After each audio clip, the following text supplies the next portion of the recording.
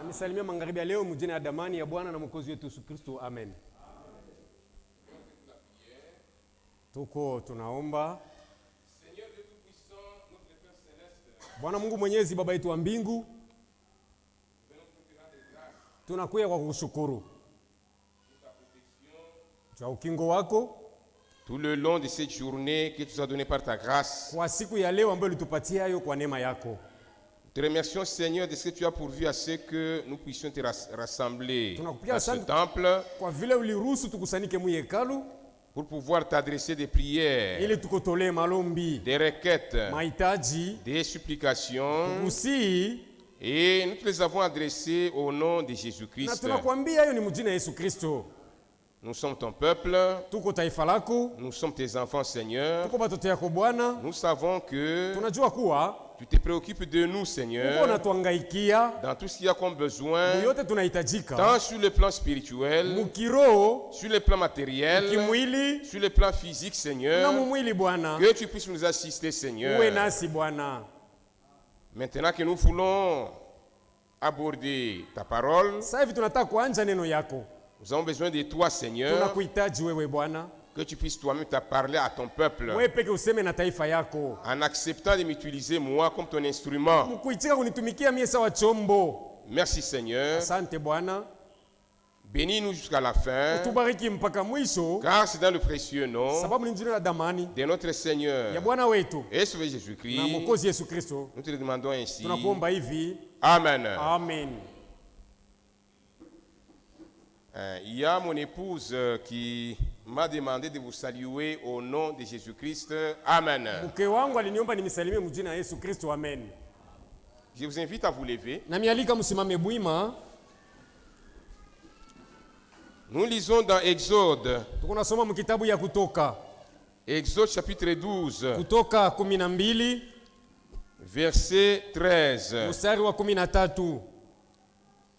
Exode chapitre 12. Verset 13. Le sang vous servira de signe sur les maisons où vous serez. Je verrai le sang et je passerai par-dessus vous. Et il n'y aura point de plaie qui vous détruise quand je frapperai le pays d'Égypte. Amen. Amen. Veuillez vous asseoir. Nous parlons sur le signe. Ce message que Frère Branham a apporté le 1er septembre 1963 dans son église de Jeffersonville. Il dit que ce message c'est un message très important. Il dit que c'est un message spécial qu'il avait reçu de la même manière qu'il avait reçu les 7 sceaux.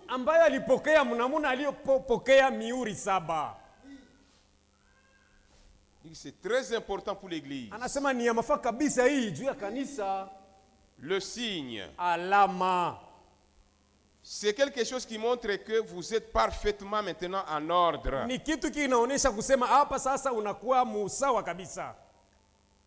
Nous allons faire un pas en arrière. Peut-être pour ceux qui n'étaient pas avec nous hier. Hier, nous avons vu que le signe, c'est quelque chose qui montre que le prix a été payé.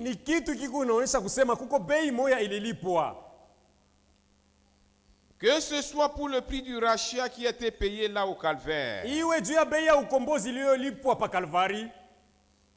Nous devons posséder le signe sous forme de la facture de Dieu et qui est délivré par Dieu lui-même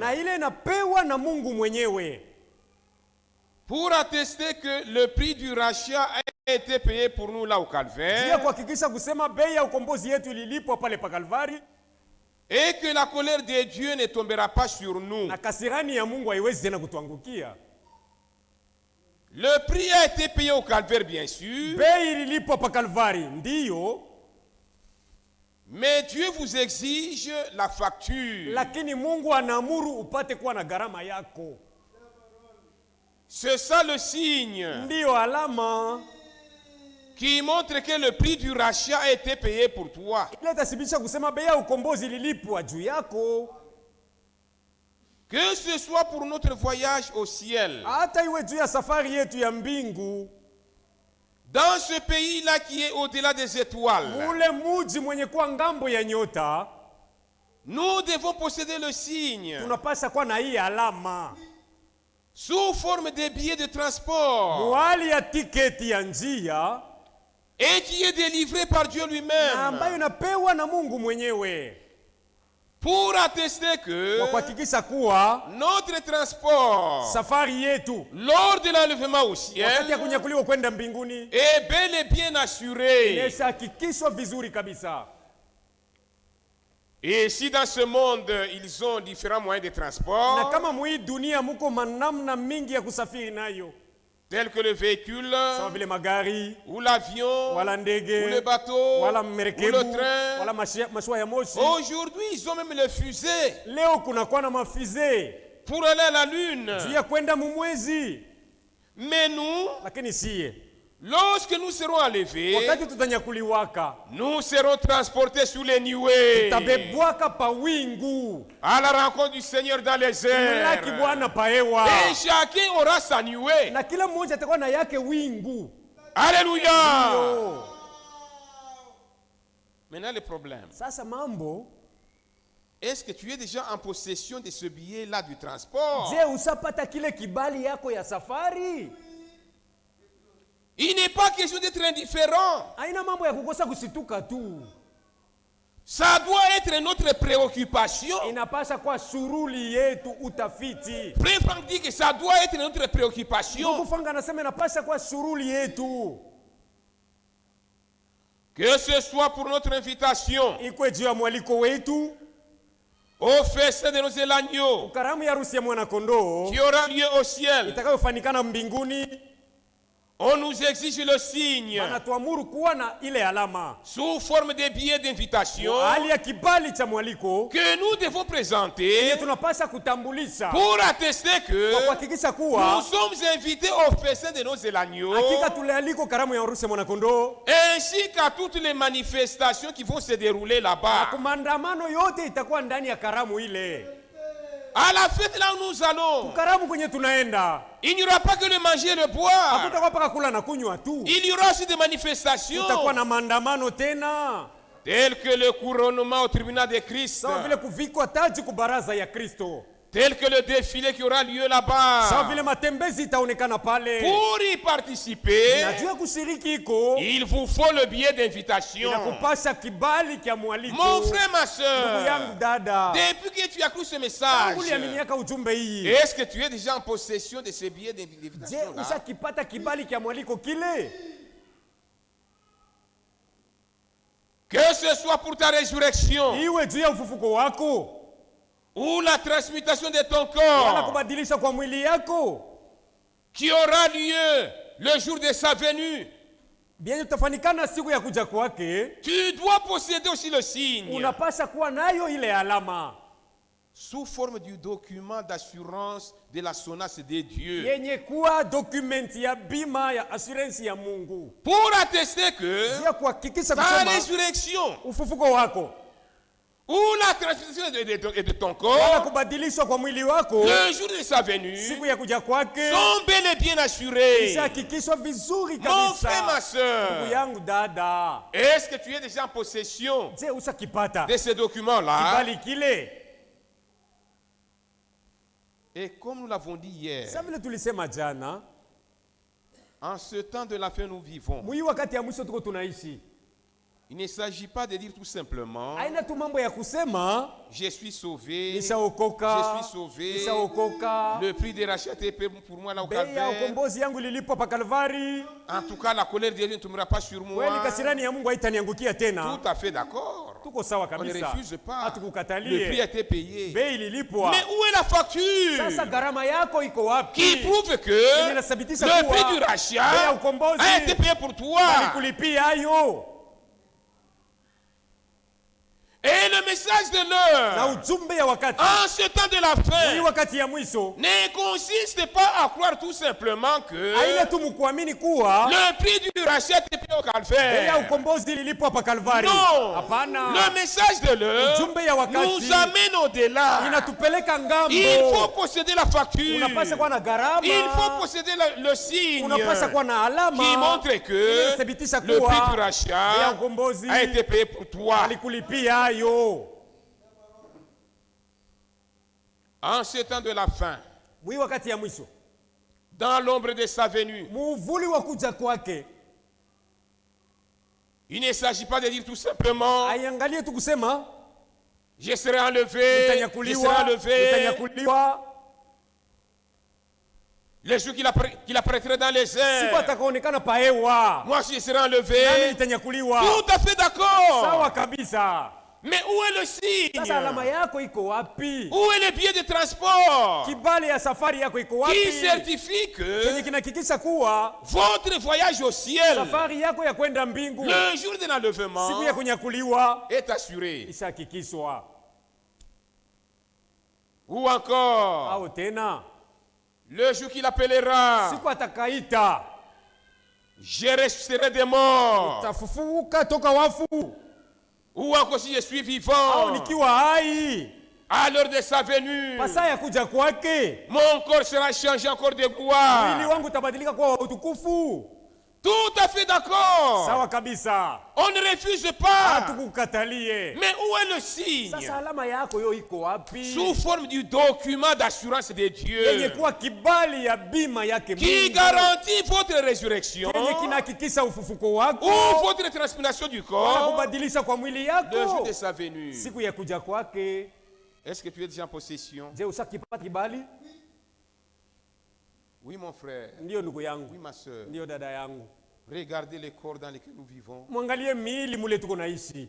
C'est un corps d'humiliation. Hii ni mwili ya haya, C'est un corps qui naît, ni mwili kunazaliwa, inakomala, qui vieillit inazeka et puis qui meurt na inafariki pour corrompre dans la terre. juu ya kwenda kuozea mubulongo, Et là, il n'y a pas moyen. na pale hakuna namna tena, Parce que c'est un corps qui vient du sexe, sababu ni mwili inatokea kuutupu, de l'acte de mariage. tendo ya ngono ya ndoa. C'est la voie Ni pervertie njia ambayo yenye que kukataliwa. Satan avait introduite au jardin d'Éden. Shetani aliingiza mubuseni ya Edeni. Voilà pourquoi à tout prix, Ndio sababu munamuna nous yote devons mourir. tunapasha mpaka kufa. Maintenant, pour tous ces dommages-là Sasa juu ya ile buharibifu que ce yote corps doit ile subir, mwili inapasha kupitia avec toutes ces corruptions-là na ile biozo qui doit ile s'installer, inapasha kuingia, il vous faut un document d'assurance de l'assurance de Dieu inakupasha kibali ya bima ya assurance yake qui Mungu. garantit le rétablissement de ton corps Kile kinaweza kukupatia kwa uhakika ya par mwili la yako résurrection kwa njia ya ou ufufuko encore par la wala transmutation. kubadilisha kwa Si tu mwili. es trouvé vivant, Ukikutanika ungali hai, oui mon ndiyo frère, ndugu yangu, tous ceux qui meurent aujourd'hui, bale bote beko banafariki leo hii, s'ils meurent, akifa doivent mourir en Christ. anapasa kufa katika Kristo. Amen. Et tous ceux qui vivent aujourd'hui, Na bote beko banaishi leo s'ils sont vivants, kama bangali hai, pour être trouvés en vie Dieu les vous- jours de sa venue, juu bakutanike bazima musiku ya kuja il kwake, doit être vivant en Christ. banapasha kuishi katika Kristo. Ou encore ne me le refusez Wala pas. msinikatalie tu, Moi aussi, na mie huyu je ne prendrai pas nitashiriki au décès de karamu ya l'agneau. harusi ya mwana kondoo. Tout à fait d'accord. Sawa. Mais où est le billet d'invitation Sasa kibali kya mwaliko wako iko wapi? qui témoigne que Kenye kinashuhudia toi kuwa aussi, na weye tu es invité à balikuita ce festin-là? kuile karamu. Oui, mon frère. Ndiyo ndugu yangu, Cette facture du prix de rachat ile gharama ya bei ya ukombozi ce billet de transport, ile kibali ya safari, lors de l'enlèvement au ciel, wakati ya kunyakuliwa kwenda mbinguni, ce billet d'invitation, ile kibali ya mwaliko, au festin des noces, kukaramu ya arusi, ces documents d'assurance vie de Dieu, ile dokumenti ya uzima yake Mungu, pour le rétablissement de ton corps, njia kurudishwa upya kwa mwili yako par la résurrection kwa njia ya ufufuko et la transmutation. na kubadilisha kwa mwili. C'est quoi? Ni nini? C'est le Ni Saint-Esprit. Roho Mtakatifu, C'est le baptême du ni Saint-Esprit, ubatizo wa Roho Mtakatifu par lequel tu dois être scellé kupitia ule unapasha kuchapwa, et ouais, kupakaliwa mafuta par sa puissance. kwa njia ya uwezo wake. C'est ça même la puissance Ndio ambayo uwezo yenyewe pour vaincre la force et la ya pesanteur kuwina nguvu ya ile iko na shusha chini le jour qu'il apparaîtra dans les siku airs. atakapoonekana paewa.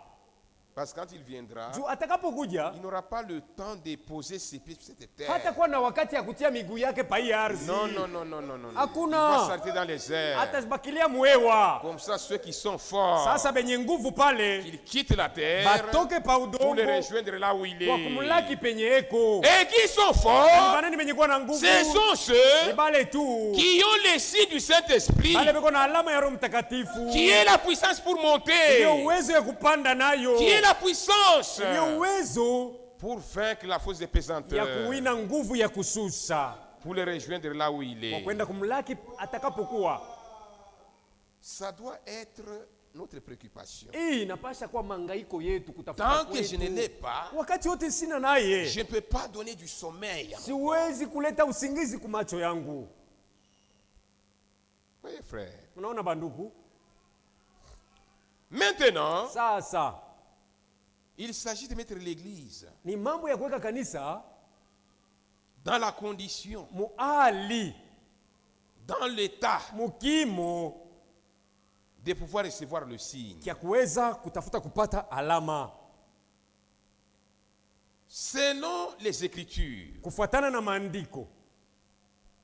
le Saint-Esprit comme sourd Roho Mtakatifu sawa muhuri est donné seulement à ceux qui ont reçu la parole de la vérité par la foi. eko anapewa kupaa bale balipokea neno ya ukweli kwa njia ya imani. Alléluia. Hiyo Sur ce point-là, pa hii mambo sasa nous sommes dans le bon. tuko mzuri kabisa, tuko pazuri. Alléluia. Amen. Il faut que ce soit la parole de la vérité Inapasha kwanza iwe neno ya ukweli et non un mensonge. na sio uongo. Il faut que ce soit la parole de la vérité Inapasha kuwa neno ya ukweli et non la parole de na mensonge. sio neno ya uongo. Pourquoi? Juu ya nini? Parce que Dieu Sababu Mungu ne peut pas sceller un mensonge. hawezi kutia muhuri pa uongo. Le Saint-Esprit Roho Mtakatifu s'appelle l'esprit de vérité. anaitwa roho wa ukweli, Et la vérité na kweli n'est rien d'autre que la parole de sio Dieu. kitu kingine kama tu ni neno ya Mungu. Et la parole de Neno Dieu ya Mungu a été révélée dans cet âge, ilifunuliwa muhiki kizazi hiki dans toute sa plénitude, muutele yayo yote, exactement comme il était enseigné au temps des apôtres, sawa sawa kama ilivyofundishwa wakati ya mitume, pour que ceux qui la croient, ili bale batayamini neno. l'esprit de vérité, Roho wa qui ukweli est l'esprit de la aliye parole, roho wa neno puisse les sceller. abatie muhuri. Alléluia. Achape.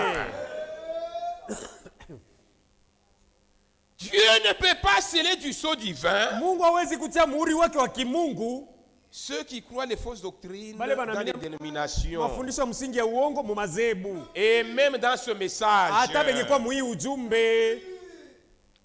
ils auront peut-être par la l'onction Wengine wanaweza kushiriki upako wa mafuta pour exercer les dons de prophétie ya kutumikisha ou de guérison ou de na miracles, miujiza, mais ils ne peuvent pas être scellés du sceau divin. lakini hawezi kuchapwa na muhuri wa Mungu. Amen. Tu crois les fausses doctrines Wewe unaamini tu mafundisho msingi ya uongo, de ces tonnerres kusema miungurumo 7 ou de nouvelles lumières. wala nuru mupya. Oh, quand quelqu'un est sauvé, Wakati mtu anaokoka, le libre arbitre disparaît. uhuru ya chaguo yake Il inapotea, devient comme un automate. anakuwa sawa mtu ule beko naongoza tu. Où est-ce que les apôtres ont enseigné tout ça? Ba mitume mafundisho ya Biblia walifundisha wapi? Amina. Oh, le sang. Oh, damu. A déjà séché. Ça veut dire quoi? Inamaanisha nini? Oh, vous voyez maintenant, le sang, maintenant, c'est la parole.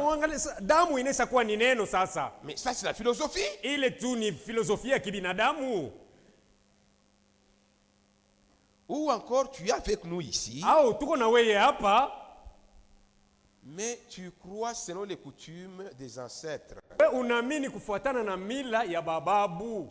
Sur ce point-là, fais attention. Pa ile mambo fanya hapo angalisho sana. Oh, vous voyez. Oh, munaona? Il y a les sorciers qui vont la nuit. Kuko bachawi banarukaka usiku. Ils vont à Kinshasa. Banenda ku Kinshasa, Mbujimayi. Et ils tombent de leurs avions. Beko bananguka na kumandege yabo. Quand le kérosène est terminé. Wakati mafuta inamuisha. C'est écrit où dans la Bible? Biote bile mu Biblia uni wapi banabiandika? Pour que tu puisses croire cela. Tu weye uibiaminie.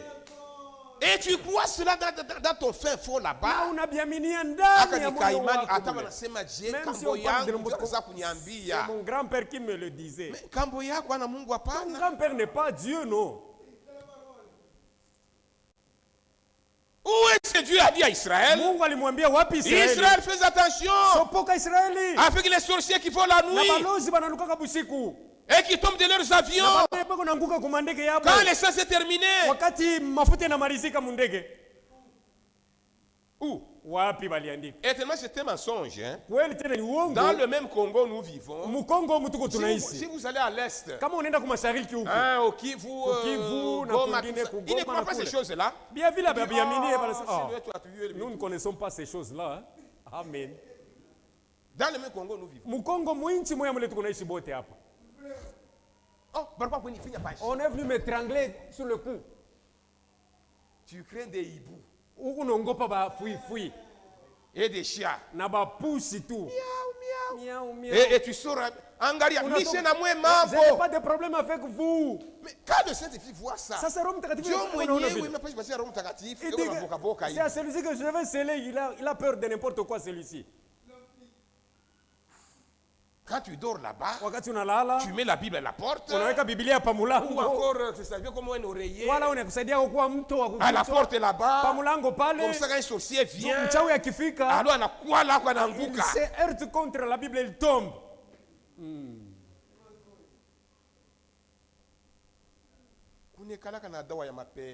Il y a aussi des gris-gris d'amour.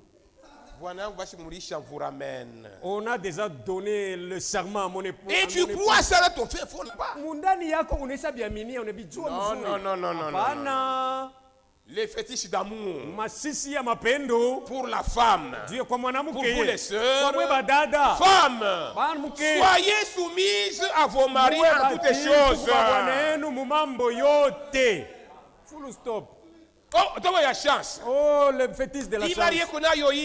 Sa richesse, si. C'est puisqu'il avait fait des incantations. Pour nous, c'est Dieu qui appauvrit et c'est Dieu qui enrichit. Amen.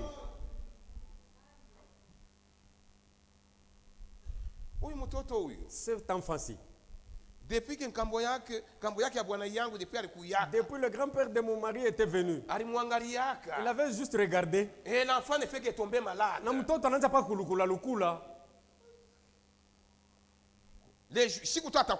jour qu'il reviendra ici, je vais le chasser.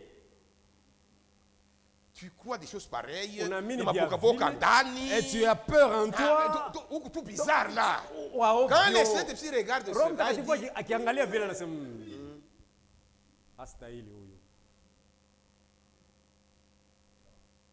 nous devons faire très attention dans ce que nous croyons. Tu ne dois pas croire n'importe quoi. Tu dois croire les choses seulement conformément à la parole de Dieu, conformément à la Bible.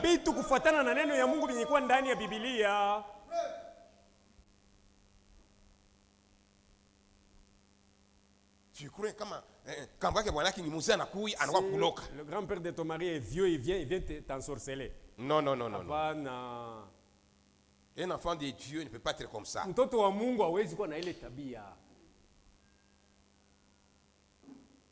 Et ensuite, il est une promesse.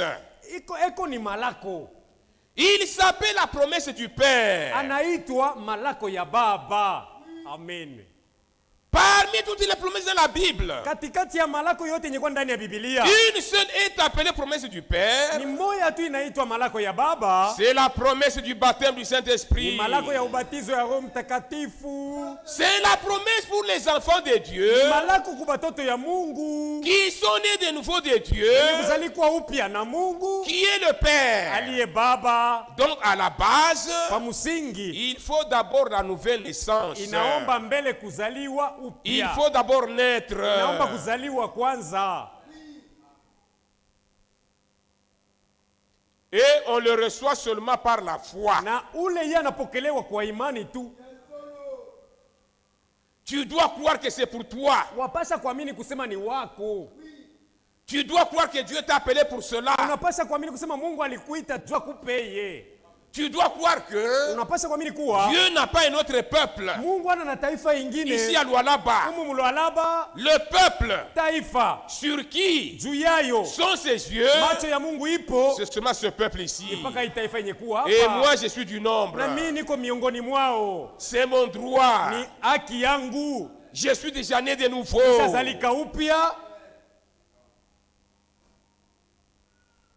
Si tu es incrédule, il ne viendra pas. Acte chapitre 1, verset 4 à 5.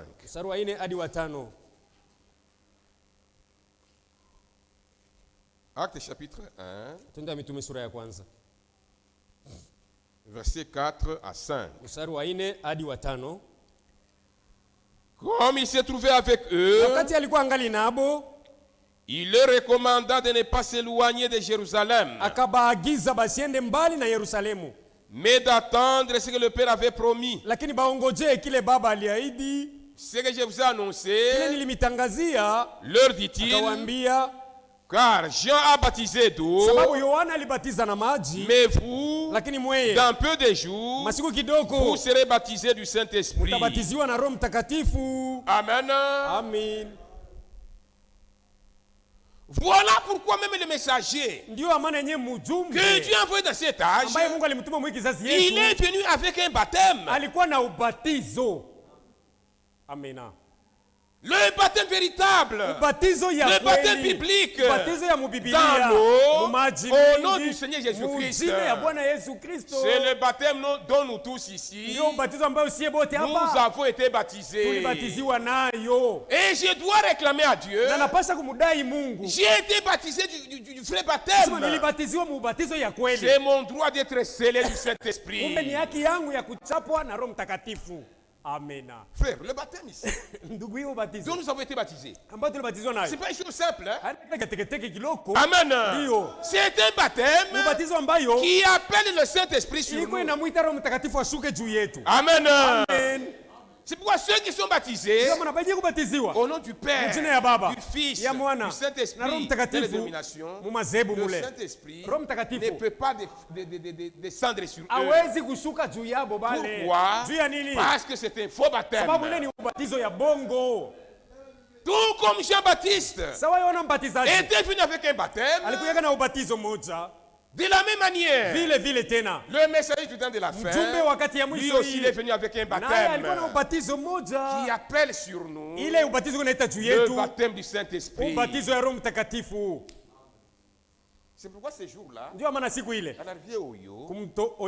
quand il baptisait, cette personne, il avait prié ainsi. Oh Père, comme moi je l'ai baptisé dans l'eau, tu baptêmes véritable, toi aussi, baptise-le du Saint-Esprit. Et là le ciel s'est ouvert. Amen. Amen. Pour confirmer. Ce n'est pas une chose simple. Hein? Sur base de cela, c'est mon droit de réclamer à Dieu le baptême du Saint-Esprit.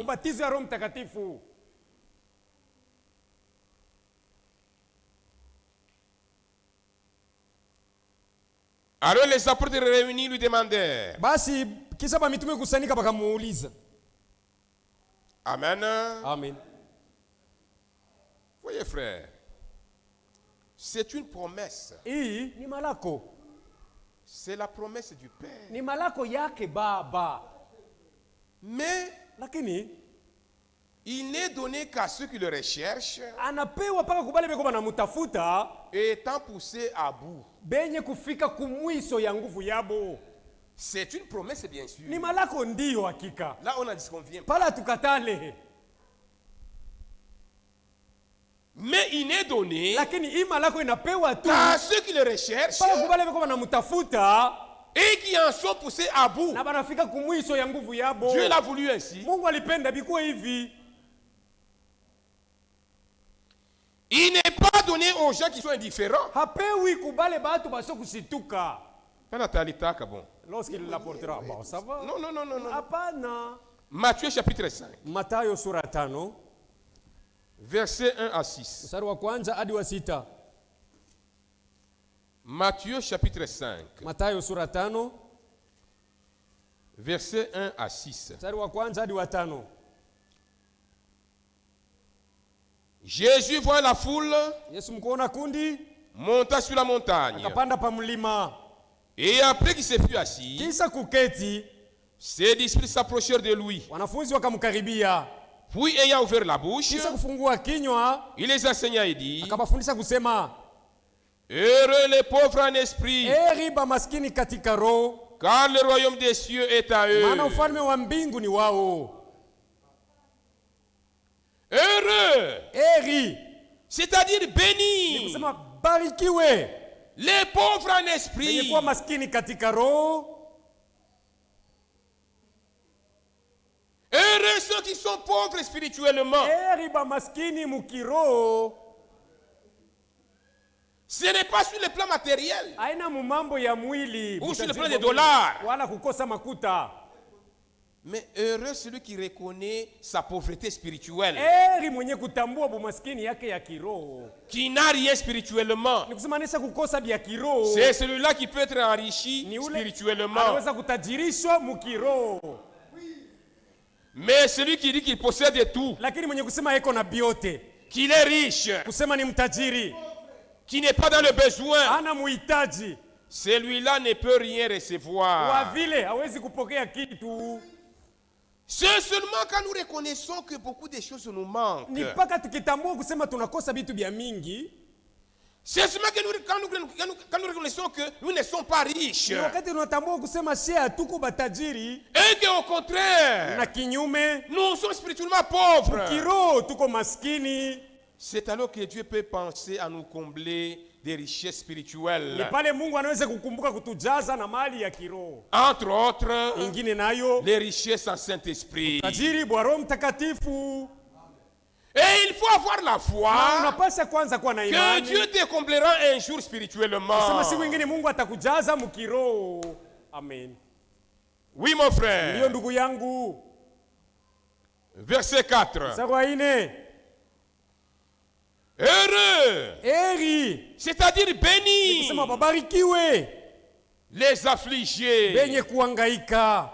Car ils seront consolés. Sababu batafarijiwa. Il n'y a que ceux qui sont affligés spirituellement. Nipaka benye kuhangaika mkiroho. Qui seront consolés spirituellement. Ndio batafarijiwa tena mkiroho. Voilà pourquoi le Saint-Esprit lui-même s'appelle le consolateur. Ndio maana Roho Mtakatifu mwenyewe anaitwa mfariji. Amen. Si tu n'es pas affligé spirituellement, kama mkiroho we hauhangaike, Dieu ne peut pas te consoler. Mungu hawezi kukufariji. Mais si vraiment tu es affligé, sasa ukihangaika mkiroho, si vraiment tu es triste spirituellement, kama unahuzunika mkiroho, vraiment affligé, mwenye kusononeka, vraiment triste, mwenye kuhuzunika, tu manques du Saint-Esprit. Unamkosa Roho Mtakatifu. En ce moment-là, d'abord, tu es heureux.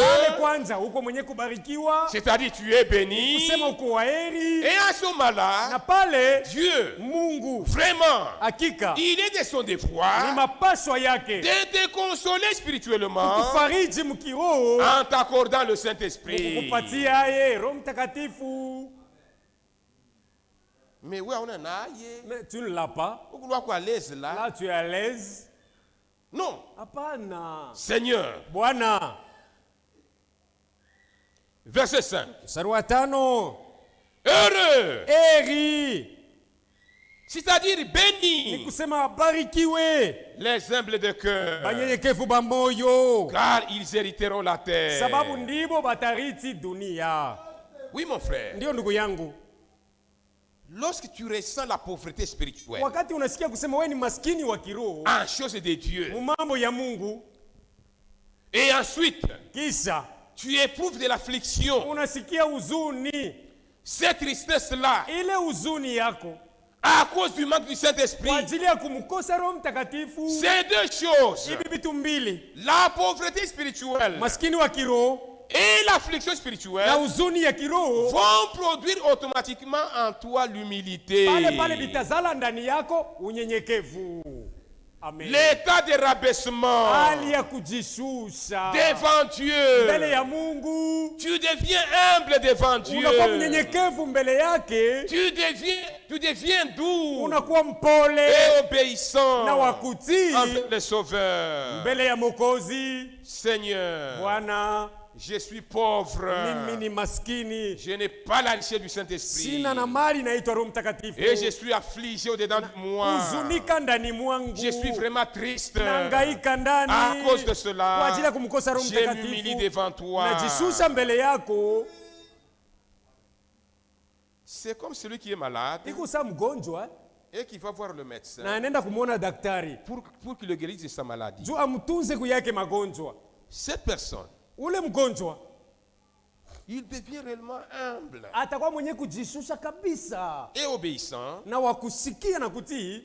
Envers le médecin. Mbele ya ule munganga. Et il est prêt à exécuter tout ce que le médecin lui demande de faire. Na atakuwa tayari kutimiza vyote daktari atamuomba. Pourquoi? Juu ya nini? Parce que cette personne-là, sababu ye ule, sa santé est pauvre. Afya yake isharibika. Il est pauvre en santé. Ni maskini afya njema. Et il est affligé au-dedans de lui. Na yuko anahangaika ndani mwake. À cause de son état de santé médiocre. Kwa ajili ya afya njema yanaribika. À cause de cela, il devient réellement humble et obéissant. Atakuwa mnyenyekevu na mutiifu. Envers le médecin. Mbele ya daktari wake. Et il est prêt à exécuter tout ce que le médecin lui demande de faire. Na kuwa tayari kutimiza kiote daktari atamuomba kufanya. Même si le médecin lui demande de se réveiller à 2 heures du matin pour prendre le médicament, il va le faire. Même l'alarme, il va mettre là-bas. À 1h55, je dois me réveiller.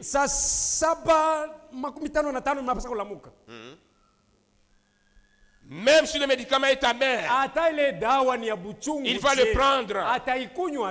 Même si le médicament produit des effets secondaires dans l'organisme, comme des démangeaisons, ainsi de suite, il va le prendre.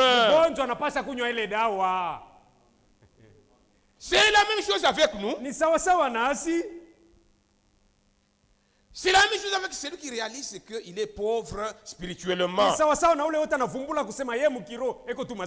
Et qu'il en est vraiment affligé. Et qu'il vient au Sauveur afin qu'il puisse l'aider. Cette personne devient réellement humble et obéissant vers le Sauveur. Et il est prêt à exécuter tout ce que le Sauveur lui demande de faire. Le Sauveur dira, pour avoir le Saint-Esprit, tu dois d'abord croire que c'est une promesse. Et ensuite, tu dois obéir à la parole de la vérité.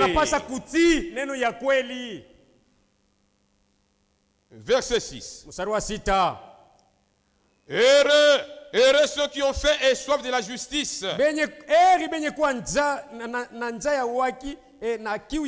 Car ils seront rassasiés. Si vous n'avez pas faim et soif des choses de Dieu,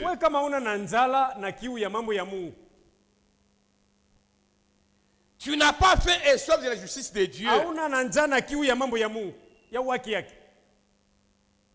Tu n'as pas fait et soif de la parole de la vérité. Hauna njana kiu ya neno ya uhaki. Kizuri ni kuomba kutu Mungu. Ce qui est important pour toi, c'est prier Dieu. C'est qu'on va prêcher. Que ce soit le mensonge ou la vérité, cela ne me concerne pas. Tu n'as pas soif. Tu n'as pas faim de la vérité. Tu n'as pas soif de la parole de la vérité. Tu n'as pas faim et soif du Saint-Esprit. D'abord à ce moment-là, vous n'êtes pas heureux. C'est-à-dire, vous n'êtes pas béni. Et ensuite, vous ne serez jamais rassasiés. Il n'y a que ceux qui ont fait et soif de la justice de Dieu. Ce sont eux qui seront rassasiés. Mais toi, tu n'as pas faim. Tu te crois être satisfait. Tu te crois être rassasié. Alors tu es déjà rassasié. C'est fini. Tu es déjà rassasié. Voilà pourquoi ce temps de la fin, Dieu a dressé une table avec des mets succulents, de la nourriture de la parole de Dieu. C'est seulement pour nous qui avions faim dans les dénominations. Là où nous étions,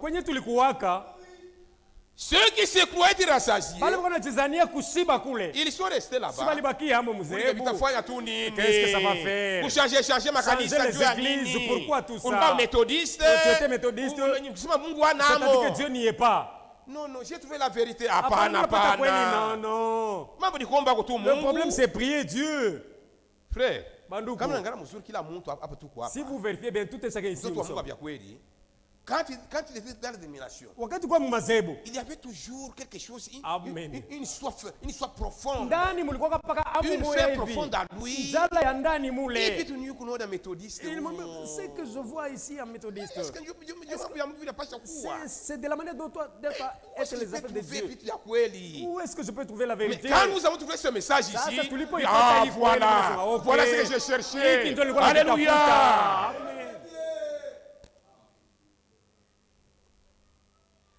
Vous voyez, frère. Et aujourd'hui encore, dans les royaumes, tout est déterminé par la faim et la soif des choses de Dieu. Faim et soif de la justice de Dieu. Faim et soif de la nature de Christ. Seigneur, c'est une profonde. Une relation profonde dans un enfant de Dieu véritable. Seigneur, je voudrais ressembler à Christ. Je n'ai pas de mauvaises pensées à moi. Seigneur, moi. Et soif de la sainteté. Seigneur, je serre ta parole dans mon cœur. Pour ne pas pécher contre toi. Ce que je dis ici, chaque enfant véritable de Dieu doit être ainsi. Si tu es comme ça, sache que tu es heureux et tu es béni et tu seras rassasié. Mais toi tu mens. Là, tu t'es vendu. Je lui ai frappé. Tu es à l'aise. Non.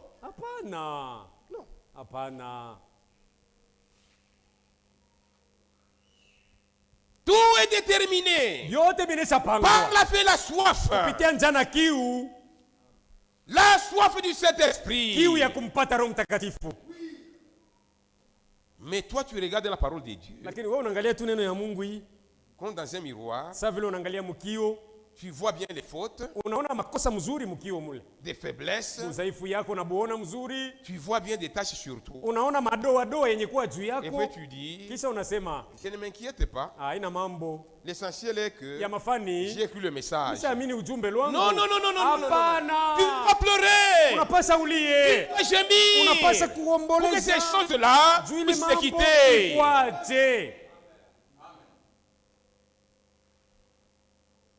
Celui qui a faim, ule kona njala, même dans le naturel, ata mumwili tu humu, il déclarera toujours qu'il a faim. Atasema wazi kusema mimi nasikia njala hapa.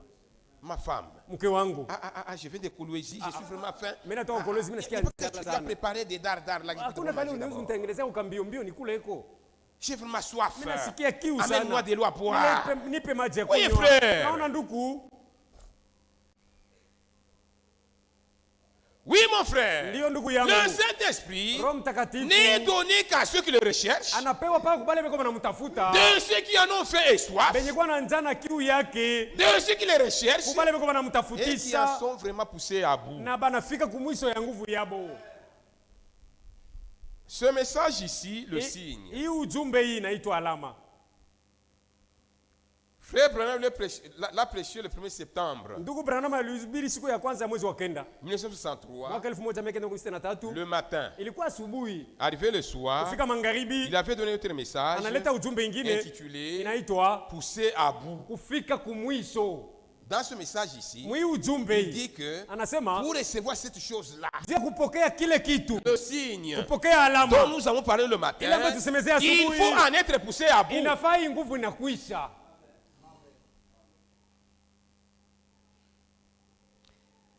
Lisons encore Luc chapitre 11. Il reste quelques 9 minutes. Luc chapitre 11. Versets 5 à 13. Luc chapitre 11, versets 5 à 13. Jésus leur dit encore, si l'un de vous a un ami et qu'il a le trouvé au milieu de la nuit pour lui dire, ami, prête-moi 3 pains, car un de mes amis est arrivé de voyage chez moi et je n'ai rien à lui offrir. Et si de l'intérieur de sa maison, cet ami lui répond, ne m'importune pas, la porte est déjà fermée, mes enfants et moi, nous sommes au lit, je ne puis me lever pour te donner des pains. Je vous le dis, même s'il ne se levait pas pour le lui donner, parce que c'est son ami, il se leverait à cause de son importunité et lui donnerait tout ce dont il a besoin. Et moi je vous dis, demandez et l'on vous donnera. Cherchez et vous trouverez. Frappez et l'on vous ouvrira. Amen. Amen. Sans demander, tu ne peux pas recevoir. Sans chercher, tu ne peux pas trouver. Sans frapper, on ne peut pas ouvrir pour toi. Car quiconque demande reçoit. Celui qui cherche trouve. Et l'on ouvre à celui qui frappe. 11. Quel est parmi vous le père qui donnera une pierre à son fils s'il lui demande du pain, ou s'il demande des poissons, lui donnera-t-il un serpent au lieu des poissons? Ou s'il demande un œuf, lui donnera-t-il un scorpion? Si donc méchant comme vous l'êtes, vous savez donner de bonnes choses à vos enfants, à combien plus forte raison le Père Céleste donnera-t-il le Saint-Esprit à ceux qui le lui demandent? Non.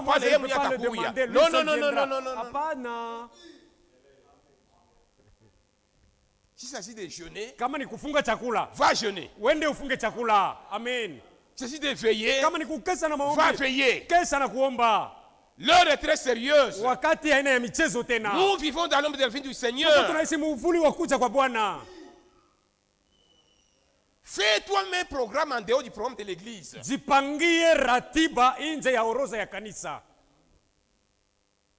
Amen. Amen. Il y en a ceux qui l'ont demandé et qui sont allés en brousse et qui l'ont eu. Amen. Amen. Cet homme-là dont frère parle. Ule ndugu ambaye ndugu Branham anasemezea.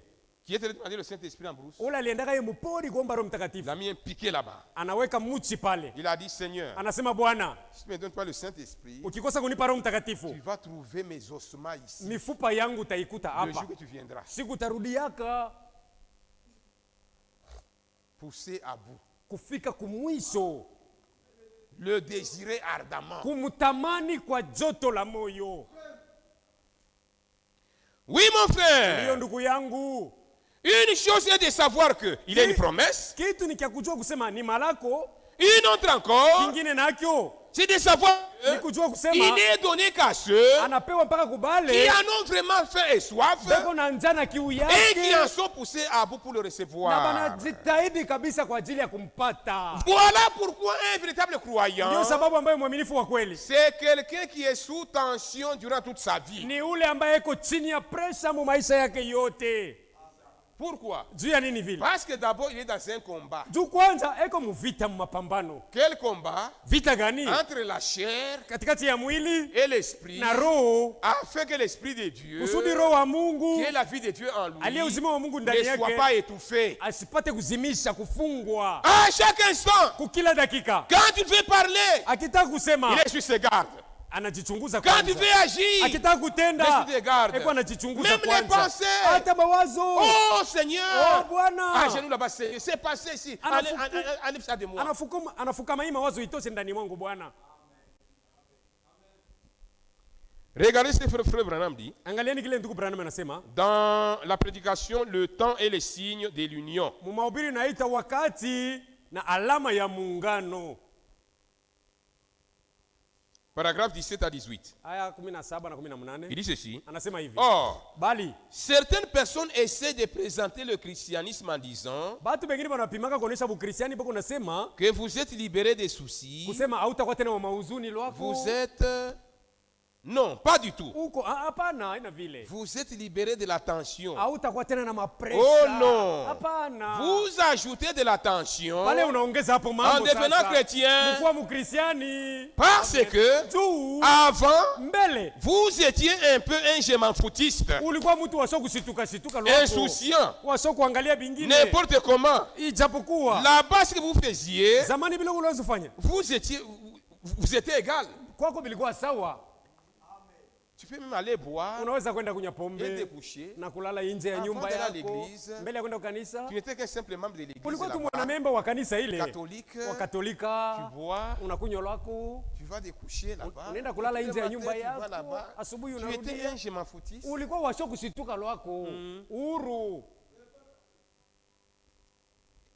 Mais quand vous devenez un vrai chrétien, à tout instant vous vous demandez, suis-je agréable à mon Seigneur? Si seulement je pouvais l'entendre me parler. Cela vous met sous tension. Vous met sur vos gardes. C'est ce qui fait de vous ce que vous êtes. Alors après tout, la tension est une bénédiction. Ce n'est pas juste de la manière dont vous la regardez. Voyez, si vous regardez simplement de l'autre côté, il y a si fine qu'elle soit, une tranche aura quand même toujours deux côtés. Tartine. Même si vous prenez la à deux côtés. Vous voyez? Alors il faut voir les deux côtés. Voyez frère. Un véritable chrétien, c'est quelqu'un qui est sur ses gardes. À chaque instant. Oui. Amen. Amen. Pour ce soir, que Dieu vous bénisse. Nous allons continuer le dimanche. Que Dieu vous bénisse richement.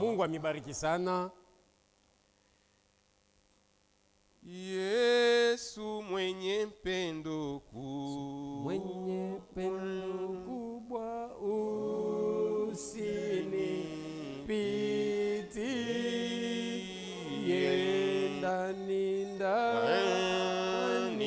ya maombi yangu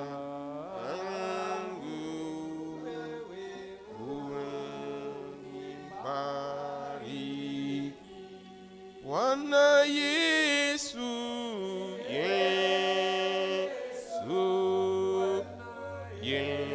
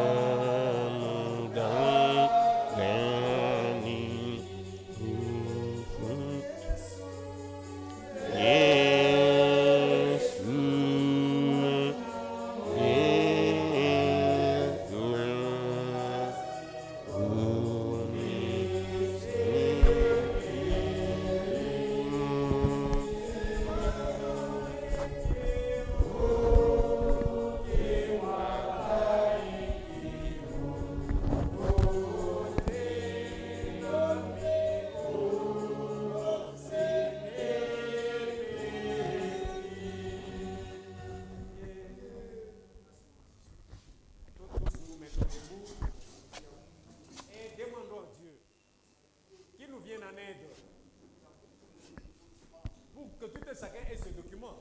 Que tout et chacun ait ceci. C'est une grande assurance. Dans tout ce que toi tu crois. Mungu anakupatia hayo. Dieu te le donne. Ni kama unaitafuta. Si tu le recherches. Usha kuamini sauti ya Mungu. Tu as déjà cru la parole de Dieu? Ya ukweli. La véritable. Peut-être que tu ne connaissais pas. Mais tu es dans l'avantage. Hein? Amen. Mais il faut reconnaître. Mais tu dois reconnaître. Seigneur. Bwana. J'ai déjà cru la parole de Dieu. Je suis déjà rétabli dans la véritable parole. Donc je suis dans la position d'avoir ton esprit. Demande-lui et Dieu te le donnera. Jésus-Christ comme parole, le jour qu'il a été baptisé, le ciel s'est ouvert, le Saint-Esprit est descendu sous forme d'une colombe. Le Saint-Esprit a confirmé la parole. Amen. Peut-être tu ne connais pas ça. Tu as déjà cru la véritable parole de Dieu. Maintenant demande à Dieu qu'il scelle la vérité qui est en toi. Si tu manques autre chose, tu n'honores pas la parole de Dieu. Tu crois que tu es satisfait. Dieu ne te scellera jamais. Tu dois t'humilier pour montrer que tu as la soif de la parole de Dieu. Dieu est vraiment parfait. Il l'avait donné aux anciens. Il te le donnera aussi. Tout celui qui croit, c'est pour recevoir le Saint-Esprit. C'est ça le voie de Dieu. Tu crois, tu es baptisé, Dieu te scelle du Saint-Esprit. Avez-vous reçu le Saint-Esprit après avoir cru? Ou bien comprendre quoi? Ou soit tu ne comprends pas que veut dire quoi. Tout celui qui croit la parole de Dieu, on le baptise. Mouri lui appartient. Prions Dieu.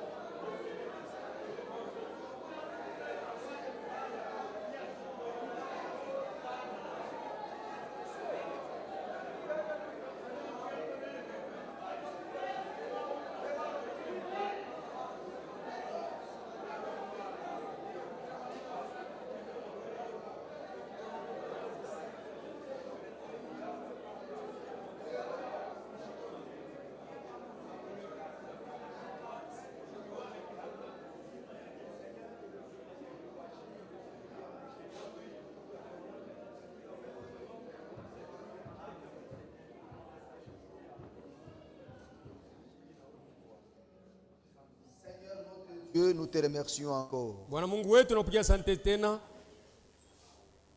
Ta parole pour nous, c'est la joie. Kwetu neno lako ni furaha. C'est quelque chose qui nous fait du bien tellement. Ni kile kinatupendeza hakika. C'est quelque chose qui ramène nos cœurs. Ni kitu kinarudisha mioyo yetu. C'est quelque chose qui soutient nos cœurs. Ni kile kinashikamanisha imara yetu mioyo.